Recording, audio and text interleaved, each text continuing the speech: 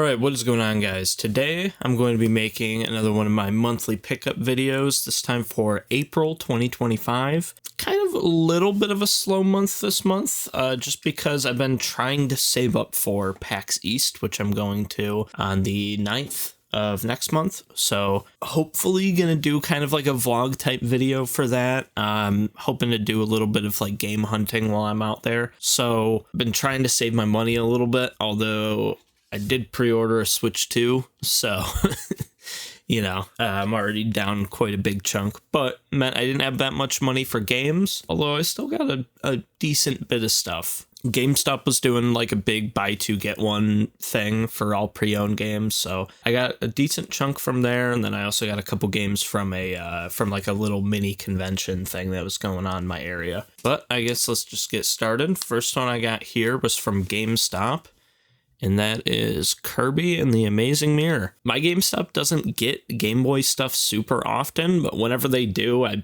usually pick it up just because usually this stuff's actually cheaper there than it is online. I've heard decent things about this game. There's no real like bad Kirby games. I've played a lot of them. I've enjoyed pretty much all of them. I haven't really tried this one. I might have for a couple minutes on like an emulator. But yeah, and I made sure to check and everything. Cartridge is authentic. I mean, you could kind of tell from the wear that, like, most repros are not this worn. That's fine. I'd rather have a copy that has been obviously played than one that's super fake. Next up, I've got Sly 3, Honor Amongst Thieves. Never actually played through the Sly Cooper games. I've heard really good things about them. I think I have the collection also, but I just wanted to get the original games. This one's a black label too, so why not? But yeah, I still have yet to play through any of them. I played the demo of like the PS Vita one, but apparently that's one of the weaker in the series. But yeah, I've always really liked the art style. From when I played of it, it seemed fun. I just haven't got around to it yet, but hopefully someday.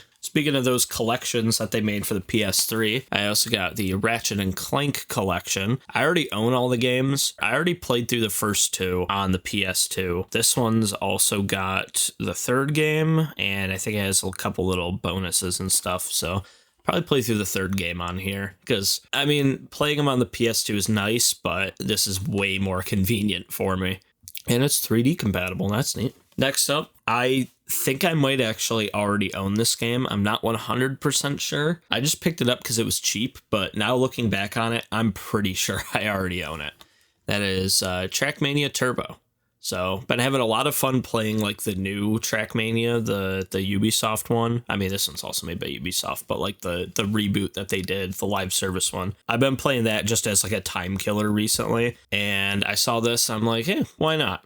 I've played Nations Forever, played the new one, obviously. Never tried Turbo. I know it's a little different, but I mean, Trackmania is always fun, so I'll give it a shot. Next up, we got Kirby and the Rainbow Curse. This one, I mainly picked up just because it's a Wii U game I didn't have already. This is one of the Kirby spin-off games, so this isn't like a full-on platformer. This is the one where you have to kind of draw the line, and he kind of like rolls on it to the end of the level. But I don't find a whole lot of Wii U games out in the wild, so whenever I do, I usually pick them up. It's one of those things kind of like the GameCube where games for it are getting a little scarce. So if there's a game that I don't have and it's not like outlandishly expensive, I'll probably just buy it. Next up, we got Hey Pikmin. This one, I actually don't really know a whole lot about. It's another 3DS game. I think this is just kind of like a mobile version of Pikmin. So it's kind of like a 2D platformer instead of like a 3D one. I've never really played any of the Pikmin games. I own them all, I'm pretty sure, in some form, but I've never got around to playing them. But again, 3DS games are kind of getting to the same territory where like Wii U games are, where I just don't see them that often, which is crazy because I remember everyone had a 3DS. But yeah, I just don't find them very often, so I'll usually pick them up. This next one here, I definitely overpaid for, but I just have not found a copy of this game, and it's like crazy that I haven't. Because it's not like it's really rare or expensive or sought after. It's actually kind of the opposite of all three of those. I've just never found a copy for sale, and that is Sonic 06. And this is the PS3 version, which I'm pretty sure is the worst way to play this game. I think it's a little bit better on Xbox. I know this game's not good. I have kind of had the thought of like, well, I'll play through it if I ever find a copy, and I've never found one. Unfortunately, it looks like some game store or something had a label on the spine. I don't know why that won't focus. They had a label on the spine. I think it ripped part of the art, which is unfortunate, but oh well. Yeah, probably shouldn't have paid $20 for this. This game's probably only worth like $5. I got it for free with the buy two get one, so whatever. Didn't really matter. Next up, another one that I kind of wasted my money on, but at least this one wasn't $20, and that is Duke Nukem Forever.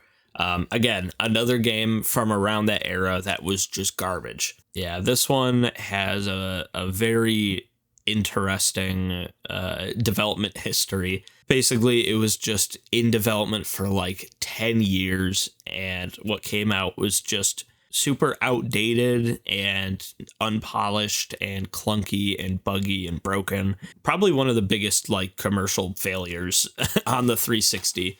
I don't think I had a copy of this before, and it was $6, so why not? Next up, this one I have played before, and I've actually finished it, but I didn't have it on console. I played through it on PC, and it's a pretty fun game. It's definitely not for everybody, but I've always had a blast playing through it, and that is Need for Speed Pro Street. Now, I probably, if I was going to play through it again, I'd probably get it on PS3 because, you know, why not? Better graphics, a little bit better frame rate, whatever. But it's still a really fun game. It is more track-based Need for Speed, kind of in the same vein as like Shift. Yeah, I don't know. I don't know why I like it, because it's not really a Need for Speed game. It doesn't really feel much like one, and it kind of feels a little generic in some spots, but I've just had fun playing through it, so I kind of have a soft spot for it. Next up here, we've got the Yakuza 3, 4, and 5 Remastered Collection.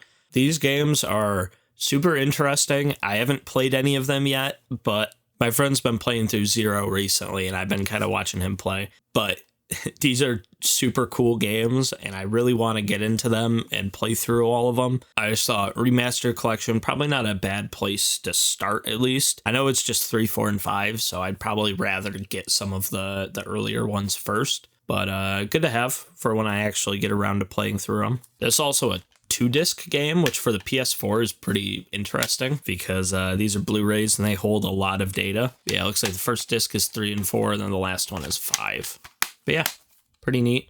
Wasn't too expensive for what it is. I mean, these games are huge, and for $25 getting 3 of them, that made sense to me. It seemed fine. And now this is the last game from GameStop. At least I think. All of these I got in one day using their buy two get one sale that they had going on. But yeah, this one I have digitally because they gave it away for free on PSN. I've just never got a physical copy, and I'm kind of weird about that. I always like having a physical copy before I go through and play a game. So I've been kind of waiting, but I have Shadow of the Colossus for PS4. I've played it a little bit on PS2. I just think I'd rather have the quality of life from playing the remaster, plus it just looks so good. Like, it looks insane on, especially like a PS4 Pro or PS5. It looks great. Nothing against the PS2 version, is still a good game there. It just was definitely pushing the hardware a little bit. But yeah, super interesting game. It weirdly, from when I played it, I felt a lot of parallels to like Zelda Breath of the Wild. Felt like they kind of took some inspiration from this game when making it. And I think that's cool.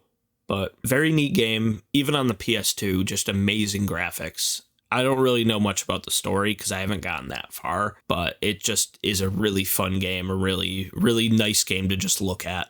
And I've been wanting a physical copy forever, so there we are. Next up, we got a couple games I got at that mini convention, collector's con type thing. First off, we got Tales of Symphonia, a little RPG for the GameCube. I'm surprised I didn't have it already. I think this is the one that got a remaster a couple years ago for the Switch.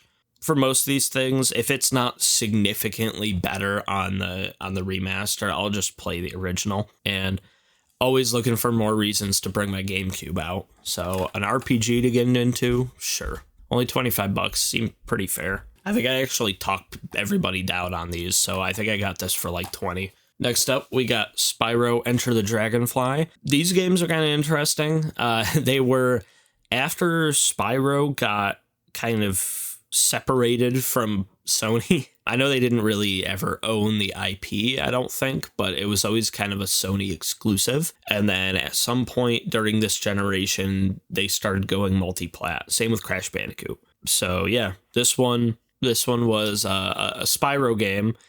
I think this is a little bit more like the originals compared to some of the other ones, because some of the other ones get crazy and they've got a bunch of other stuff added to them. This one I think is the most faithful to the original, or like close there. I could be completely wrong, but just from like the quick little bits of gameplay I've seen, it just looks like Spyro.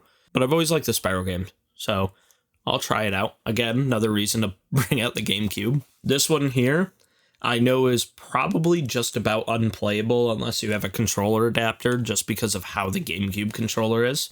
But it's the Mega Man Anniversary Collection. I really like the Mega Man games.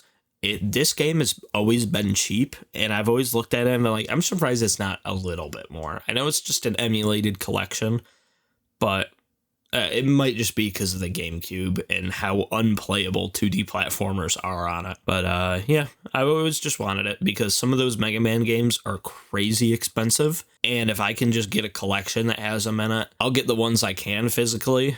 The other ones, I'll just play through here. Yeah, apparently this has the first 8 games, and then it also has 2 that weren't released arcade games, which is interesting. I've never actually looked at all the stuff that's in here, but those arcade games at least would be probably interesting to try out. I have like half of the Mega Man NES games, I think. I think I have like 4 or 5 of them, but some of those are crazy expensive. Next up, this one was kind of a random pickup. I think it was literally just kind of like included in a bundle, because I'm pretty sure I already have this, but it's Diablo 3 for the PS3. Always wanted to play through the Diablo games. Haven't gotten around to it yet, but I think I already had this one, like I said, if not on PS3, at the very least on the 360. But it was pretty much nothing, so thought might as well grab it. And now the last game I mainly got just because recently I've been going through all of the id Software games, kind of in preparation for Doom the Dark Ages. So I played all the way up from the original Doom up until Doom Eternal, and I know the Dark Ages is taking a little bit of inspiration from Quake, so I started playing through the Quake games too. I haven't gotten super far. I'm like 3/4 of the way through the first one, but got Quake 2 for PS1. I don't know how good this port is at all. Probably not the most amazing thing ever, because most of these ports around this time were missing content or had little changes and bugs and things, but might as well. I've been playing all of the Doom games on PC. If this is a decent enough port, maybe I'll try it out on PlayStation. But yeah, that's the only reason I got it. I was just there and I was like in the middle of playing through Quake 1. I'm like, hey, I'll grab the second one. Why not? It wasn't even too expensive. That's pretty neat. Yeah, it's a black label too, which is nice. So we're pretty much done. Unfortunately, I didn't grab any new consoles or anything this month. The last thing that I got was just a cool little thing that was on clearance for like $12. And for that price, it just made sense for me to get it. And that is this amiibo right here for Metroid Dread. It's got Samus and the Emmy on it. For like the $30 that this normally retails for, I probably wouldn't have picked it up. But like I said, this was like $12. At that point, getting 2 amiibos for it, sure. I don't have a whole lot of these. I have maybe like 3 or 4, just because they're usually kind of expensive. And unless it's a character I really like, I'm not going to bother picking it up. But Metroid Dread was one of my favorite games that released that year. It was really good. I was just locked into it for like 2-3 days and just played right through the story. So I thought I might as well grab this before they all sell out, because like I said, it was cheap enough to where it didn't really matter. Now, I don't know if I'm ever going to open it or if I'm going to keep it sealed. That's kind of the dilemma that I always have with these things. It's like displaying them would be so much better if I opened it, but I'm never going to actually use it. So what's the point? So I don't know. I still got to kind of think it over and see what I'm going to do. But yeah, pretty neat for $12. Yeah, anyway, that's about it. So if you guys enjoyed it all, make sure to like, comment, and subscribe. Like I said, PAX East coming up this month, so should have like a little game hunting vlog type thing. Just kind of showing the convention off, shopping around for some video games, stuff like that. But yeah, if you guys enjoyed, make sure to like, comment, and subscribe, and I will see you guys later. Goodbye.